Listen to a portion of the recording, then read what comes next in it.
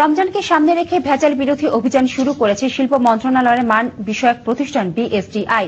প্রথম দিনই আবিষ্কার হয়েছে বিশুদ্ধ পানির নামে ওয়াসার সরবরাহ করা পানি বিক্রি করছে একটি প্রতিষ্ঠান। অভিযানে নেতৃত্ব দিয়ে শিল্পমন্ত্রী দিলীপ বড়ুয়া বলেছেন, শুধু রমজান নয়, সারা বছরই অভিযান চলবে। পরাগ আজমের রিপোর্ট। পানির অপর নাম জীবন বলেই ঢাকা শহরে টাকা দিয়ে পানি কিনে খায় মানুষ। এইসব জারের পানি বিশুদ্ধ পানি হিসেবে বিক্রি হয় গ্লাস প্রতি 1 থেকে 2 টাকায়। কিন্তু মিনারেল ওয়াটারের নামে যে পানি বিক্রি হয় তা মিনারেল তো নয়ই, এমনকি অনেক ক্ষেত্রে বিশুদ্ধও নয়।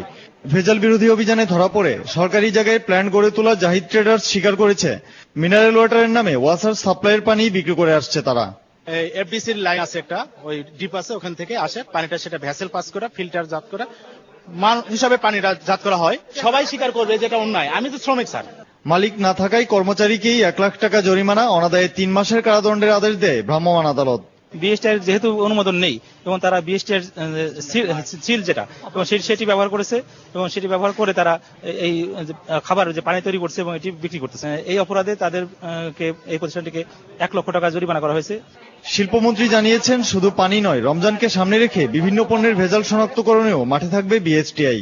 আরো অন্যান্য যে খাদ্য সামগ্রী, সেই খাদ্য সামগ্রীতে প্রচুর ভেজাল, ভোজ্য তেলে ভেজাল, এমনকি হয়তোবা আপনারা দেখবেন যে বিভিন্ন পেট্রোল পাম্পে বিভিন্ন রকম আপনার ভোক্তাদেরকে ঠকাচ্ছে। আমাদের মোবাইল কোর্ট অধ্যাদেশ 2009 পাওয়ার পরেই আমরা এটা অগ্রসর হয়েছি। কাজে এটা সারা বছরে এটা বলতে থাকবে, শুধু সারা বছর নয়, এটা কন্টিনিউয়াস বলতে থাকবে। আগামী কয়েকদিন প্রতিদিনই ভেজাল বিরোধী অভিযান চলবে বলে জানিয়েছেন শিল্পমন্ত্রী। পরাগ আজিম, চ্যানেল আই, ঢাকা।